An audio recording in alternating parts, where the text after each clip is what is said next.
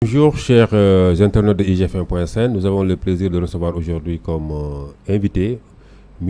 Mamadou Moustapha Diagne, directeur de la communication du ministère de l'Éducation nationale. Bonjour M. Diagne. Mais bonjour Arona, bonjour à tous les internautes qui nous suivent à travers IGFM.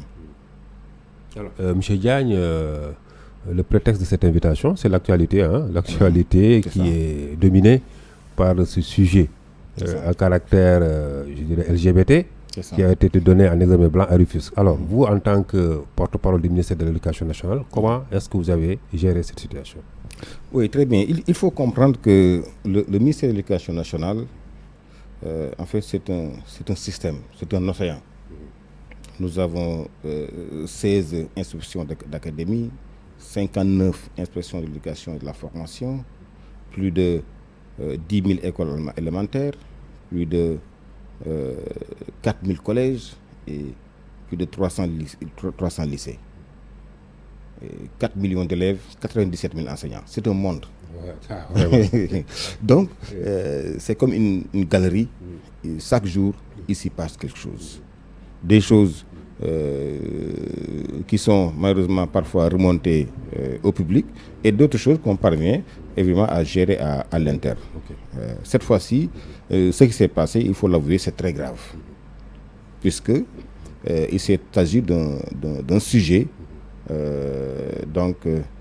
qui a parlé d'homosexualité et tout le monde sait que c'est en contradiction avec nos valeurs, avec les différentes religions que nous suivons.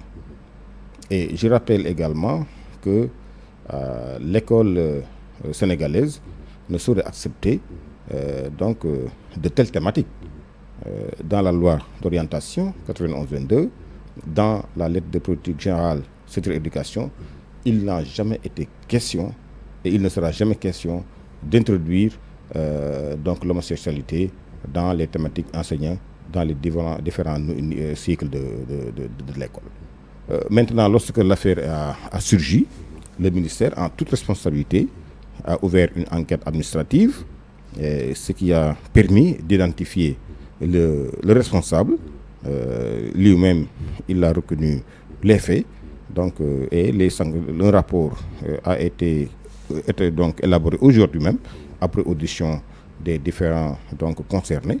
Il sera remis au ministre et des sanctions seront certainement prises dans les jours qui viennent. L'auteur a été identifié. Pour nos internautes, c'est qui l'auteur? Oui, lui-même, M. Baldé Omar, qui a été coordonnateur de la cellule anglaise du Centre régional de formation des personnels d'éducation de Dakar.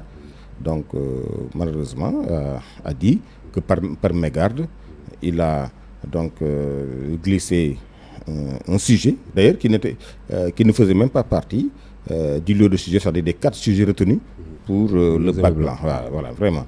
Donc, il a dit que c'est par mégarde que le sujet-là s'est retrouvé dans le lot et malheureusement qui a été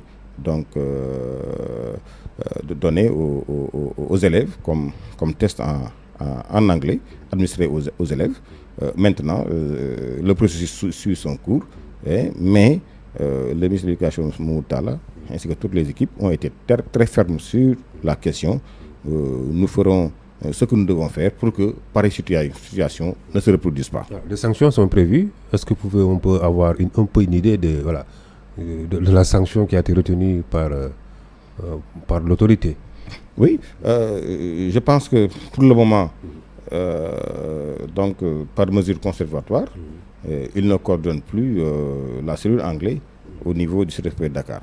Maintenant, les autres sanctions seront prises après que le ministre ait exploité le transport, le rapport que l'IA de Rufisque va le transmettre incessamment. Il n'est plus coordonnateur, donc en langage un peu accessible, il a été relevé. C'est ça, il a été relevé de ses fonctions de coordonnateur par le directeur du centre qui a pris cette mesure, qui a pris cette décision comme mesure conservatoire. Alors, l'actualité reste aussi dominée par les élections locales qui avaient été reportées à plusieurs reprises, mais cette fois-ci maintenues ou annoncées plutôt pour le 22 janvier 2022. Alors vous êtes coordonnateur de la coalition Macky 2012. Benno Bokk Yakaar aussi est là. Mais alors, est-ce que vous allez accepter de se fondre dans Benno Bokk Yakaar comme le veut le président pour des investitures, ou vous allez faire cavalier seul? Oui, je rappelle qu'en 2014, lors des élections locales, la coalition Macky 2012 avait créé une coalition électorale dénommée Alliance 2014. Donc, nous sommes allés aux élections sans Benno Bokk Yakaar.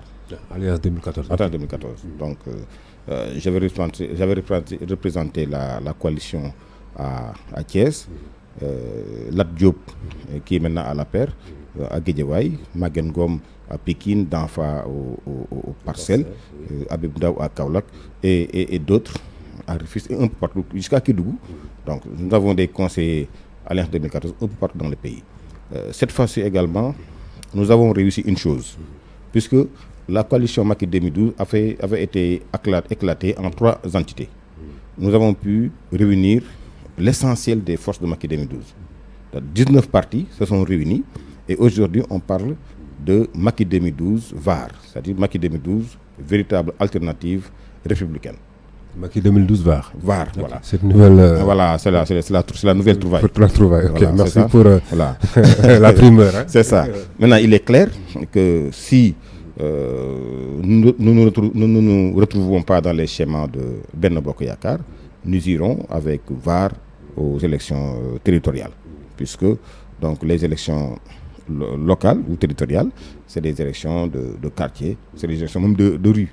Donc c'est nous qui aujourd'hui cherchons, c'est pas le président Macky Sall qui cherche.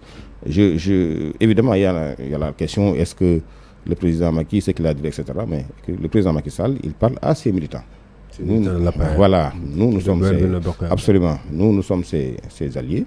Si on peut, à chaque fois qu'il s'agit d'élections présidentielles ou législatives, évidemment, nous lui avons laissé l'attitude d'être candidat ou l'attitude de choisir les candidats de la liste. Mais en matière d'élection territoriale, c'est nous qui cherchons. Par exemple, moi, je me verrais mal être derrière à Thiès Est, où je serai candidat, d'être derrière un militant de notre parti.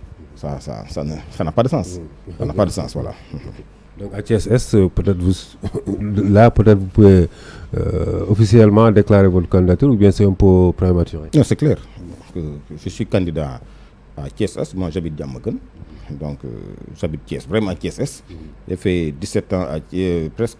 Oui, il y a 17 ans à Thiès, je ne suis jamais sorti de Thiès. Je suis un bon Thiessois. Et les Thiessois aussi ont besoin de leur fils, de leur véritable fils.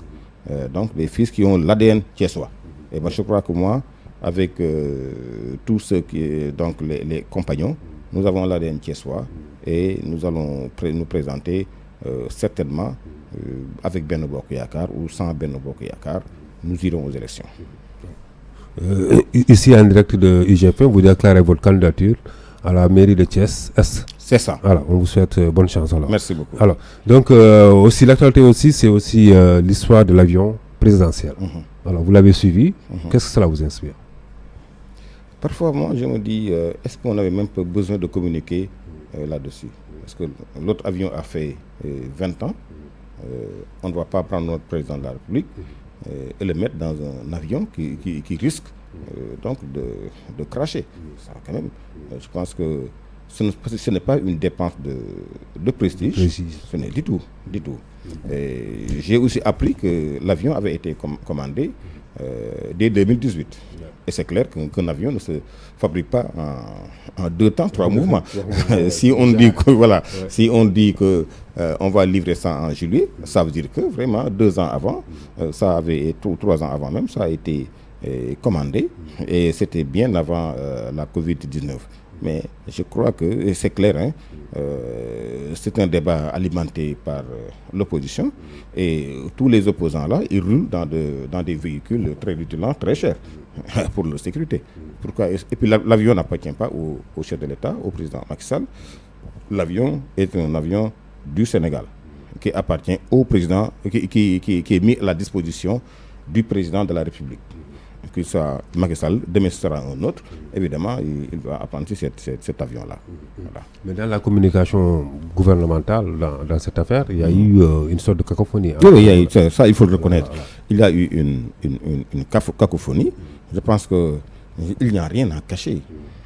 Je pense qu'on peut cacher les spécifications techniques de l'avion, mais le prix de l'avion, vraiment, tout ça, il n'y a rien à cacher. Il l'a acheté pour le Sénégal. Où est le problème? On achète des véhicules pour le Sénégal, on achète des avions, des bateaux pour le Sénégal. Le Sénégal le mérite. Je pense que notre chef de l'État doit être en sécurité. Être en sécurité, c'est être dans un bon avion, très, très bon état, dans un bon véhicule, très bon état, et dans des cadres qui sont en très bon état. Je pense que ça, c'est pour le chef de l'État. C'est nous qui l'avons désigné, c'est nous qui l'avons choisi. Nous devons lui donner tous les moyens donc, de faire son travail correctement. Alors, le chef de l'État, il doit être dans de très bonnes conditions, d'excellentes conditions même, diriez-vous. Mais quelque part, les gens pensent que quand ils demandent aux autres d'observer vraiment la jet, en coupant beaucoup d'avantages au niveau des ministères et tout, donc lui aussi, il devait pouvoir s'imposer une certaine restriction. Est-ce que ce n'est pas contradictoire de vouloir imposer vraiment la jet aux autres et être dans le pacha? Mais non, lui, il a changé un avion qui a fait 20 ans. En tout cas, ce que je comprends de la mesure concernant maintenant les véhicules, c'est que il y a beaucoup de véhicules de l'État qui avaient été mis à la disposition de non-ayants droit. C'est ça que j'ai compris. Donc, c'est ça que j'ai compris. Maintenant, il est clair que ces mesures-là, ce sont des mesures justement transitoires. Tôt ou tard, on finira par encore acheter des véhicules pour l'administration. Ça, c'est clair. Mais mettre de l'ordre dans l'utilisation des véhicules de fonction et de service me semble tout à fait donc une décision normale et qui participe de la rationalité donc de la dépense publique, comme ce fut le téléphone, l'électricité. Il y avait beaucoup de gabegies, il faut le reconnaître. Parce qu'on ne peut pas être directeur général ou ministre, avoir 6 véhicules, 7 véhicules, véhicules pour toutes les dames, véhicules pour les enfants, véhicules même pour les bonnes. Moi, je pense que ça également, c'est un problème. Donc, rationaliser l'utilisation des véhicules, c'est une bonne chose. Maintenant, je demande peut-être au chef de l'État, d'ici quelques temps, de revoir cette mesure, parce que aussi dans l'administration, il y a des véhicules qui, évidemment, ne sont plus en bon état. Voilà, ça aussi, il faut le dire. Voilà. Et vous, à votre niveau, vous appliquez cette mesure? Vous êtes directeur, voilà. Vous avez un seul véhicule? Oui. Vous n'avez pas de véhicule pour la bonne? Non, du tout. Moi, au niveau moi, j'ai un seul véhicule que j'utilise, vraiment. Au niveau du ministère de l'Éducation nationale, vous voyez, nous sommes la plus grande administration.